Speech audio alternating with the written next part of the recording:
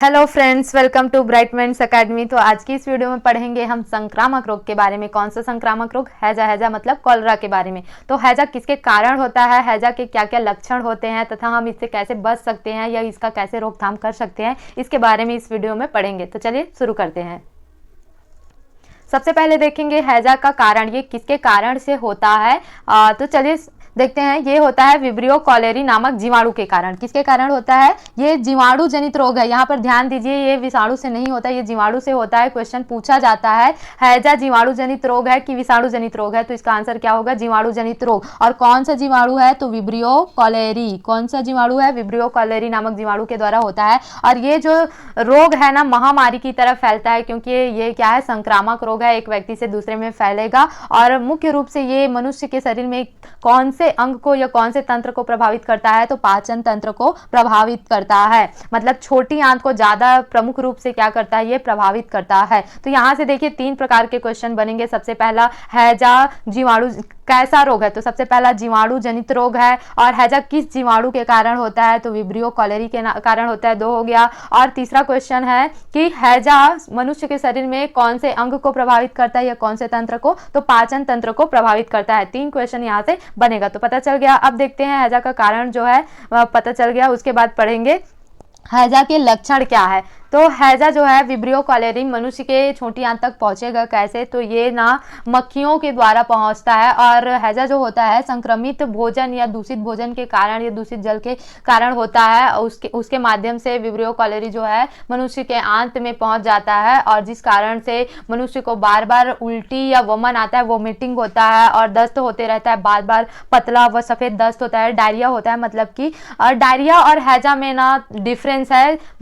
हैजा जो होता है बहुत ही गंभीर स्थिति होता है, इसमें लगातार जो है दस्त होते रहता है। वही दस्त नॉर्मल जो होता है डायरिया, वो जो है कम खतरनाक होता है और ये जल्दी से ठीक भी हो जाता है। और दूसरा हैजा का लक्षण देखें तो पेट की पेशियों में जो है ऐंठन व मरोड़ होती है, दस्त होता है, और रोगी की जो है धसी हुई आंखें, पिचके हुए गाल दिखते हैं, और क्या है? निम्न रक्तचाप हो जाता है। मतलब कि जो ब्लड प्रेशर है वो क्या हो जाता है? लो हो जाता है। और इस कंडीशन को कहते हैं क्या? हाइपोटेंशन। क्या कहते हैं? हाइपोटेंशन।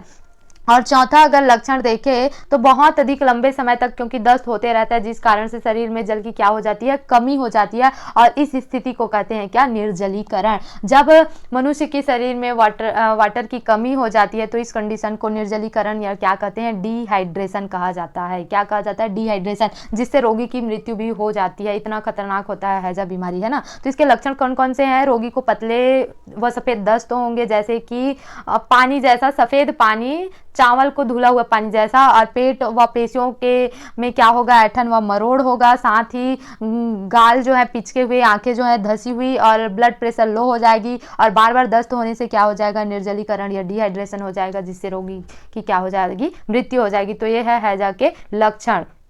अब देखते हैं हैजा से बचे कैसे, इसका बचाव क्या है, रोकथाम क्या है, या ट्रीटमेंट या प्रिकॉशन कैसे कर सकते हैं। तो सबसे पहले क्योंकि ये संक्रमित भोजन या पानी से होता है, इस कारण से हमें स्वच्छ व ताज़ा ही भोजन ग्रहण करना चाहिए, संक्रमित भोजन नहीं करना चाहिए। और यह रोग जो है गंदगी व गंदे जल के कारण होता है, इस कारण से आसपास में गंदे जल की निकासी को अच्छे तरीके से, मतलब जल का उचित क्या है? निकासन व प्रबंधन होना चाहिए। और जल को जो है उबाल करके उसको ठंडा करके पीना चाहिए। पहले उबाल लेना चाहिए, उसके बाद क्या है? ठंडा कर देना चाहिए। और रोगी व्यक्ति जो है अगर उल्टी किया है, वमन वोमिटिंग किया है, तो उसको क्या है? उसके मल को या उसके उल्टी को है राख या चूने से ढक करके कहीं दूर जो है गड्ढे में फेंकना चाहिए। गड्ढे में क्या कर देना चाहिए? गाड़ देना चाहिए। ऐसा क्यों करना चाहिए? क्योंकि उस पर मक्खियां बैठेगी और फिर वो संक्रमण क्या करेगी? फैलाएगी। और देखिए इसका प्रिकॉशन कैसे कर सकते हैं। तो रोगी व्यक्ति को जीवन रक्षक घोल जो है बार बार पिलाना चाहिए। जीवन रक्षक घोल मतलब कि ORS, इसका पूरा नाम या फुल फॉर्म होता है ओरल रिहाइड्रेशन सॉल्यूशन होता है।